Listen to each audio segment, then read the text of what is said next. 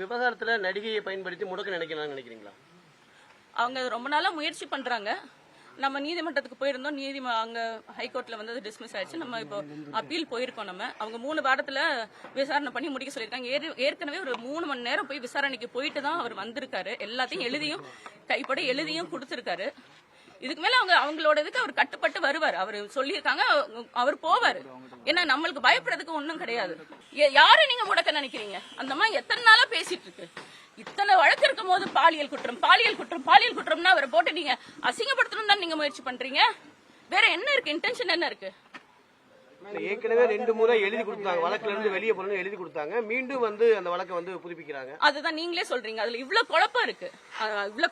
அவங்க விசாரிக்கட்டும், நேர்மையா விசாரிக்கட்டும். நம்மளும் அப்பீலுக்கு போயிருக்கோம். அவங்க நேர்மையா விசாரிச்சு என்ன நடக்கணுமோ நம்ம பாப்போம். நம்ம அதை செய்வோம்.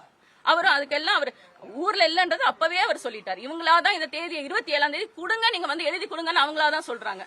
நம்ம வழக்கறிஞர் போய் இன்னொரு அவங்க அடுத்த நாளே போடணும்னு என்ன இருக்கு? 2 வாரம் அவர் ஊர்ல இல்ல, தொடர் பயணம்.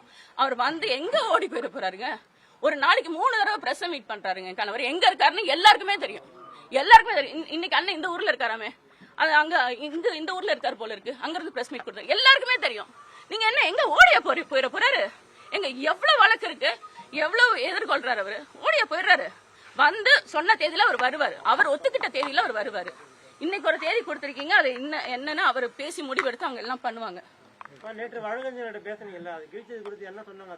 தவறு இல்லையா, கிழிக்கலாம் இல்ல? அது அவங்க சர்வ் பண்ணிட்டு போயிட்டாங்க. அதுக்கப்புறம் அது நம்ம எடுக்கிறது தவறு இல்ல. அது அவங்களோட வேலையை அவங்க செஞ்சுட்டு போயிட்டாங்க. அவங்க எனக்கு தெரிஞ்சு அவங்க நியாயமா என்கிட்ட கொடுத்துருக்கலாம். அதை சரி வீட்டுல யார்ட்டையே கொடுத்துருக்கலாம். அவங்க கொடுக்கல. அவங்க ஒட்டிட்டு போயிட்டாங்க. அதை நாங்க எடுத்துக்கிட்டோம். அது தவறு இல்ல. இன்னைக்கு போர்டு வச்சிருக்கான காரணம் என்ன?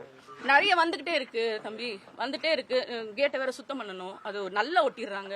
கிழிக்க வேண்டியது இருக்கு. இதனால நாங்க அப்படியே எடுத்துட்டு போய் உள்ள வச்சு படிச்சுட்டு திரும்ப கொண்டு வெளியே வச்சிருவோம். நாங்க கிழிக்கலாம் இங்கதான் இருக்கு, வச்சுக்கோங்க. இன்னும் ஒட்டுங்க, இது ஒட்டுங்க, நல்லா இருக்கு, இருக்கட்டும். ஆனா கேட்டு ரொம்ப பாலாக நாங்க சுத்தம் பண்ண முடியல.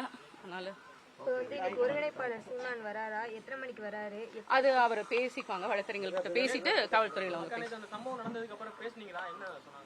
நான் பேசினேன். அவரு நீ தைரியம், எனக்கு என்னன்னா என் தம்பியை வந்து அப்படி கூட்டு போயிட்டாங்க, அண்ணனை நம்ம கண்ணு முன்னாடி அப்படி கூட்டு போயிட்டாங்க. எனக்கு நான் இதை எதிர்பார்க்கவே இல்லைங்க.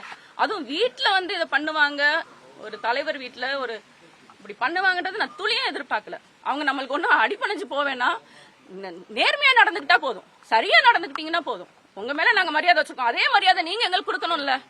சரியா நடந்துக்கிட்டீங்கன்னா போதும்.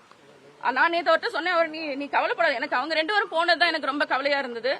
அது அவங்களோட இன்டென்ஷனா தான் நம்மள மென்டலி டிஸ்டர்ப் பண்ணோட பிரவீன் வந்து அதை பண்ணிட்டாரு. டிஸ்டர்ப் பண்ணாரு. என்ன பண்ணாரு? அவரை பண்ண முடியல, என்ன பண்ணாரு? ஆனா நான் இரவு வரைக்கும் காத்திருந்தேன். அவர் எப்படியாவது அவங்க 2 பேரும் வந்துருவாங்கன்னு நினைச்சிட்டு இருந்தேன். அது நடக்கல. பாப்பா, இனி நம்ம நீதிமன்றத்து மேல முழுமையான நம்பிக்கை வச்சிருக்கோம். நான் நம்ம வழக்கறிஞர்கிட்ட கேட்டு ஏற்கனவே ஒரு புகார் கொடுத்திருக்கோம். வீட்டுல இருந்த ஒரு தம்பி வந்து அதை பார்த்த ஒரு தம்பி வந்து புகார் கொடுத்திருக்காரு. பேசிட்டு அதுக்கப்புறம் நான் கொடுக்கறதா என்னன்னு நான் பேசிட்டு. செய்திகளை உடனுக்குடன் தெரிந்து கொள்ள உடனே சப்ஸ்கிரைப் பண்ணுங்க.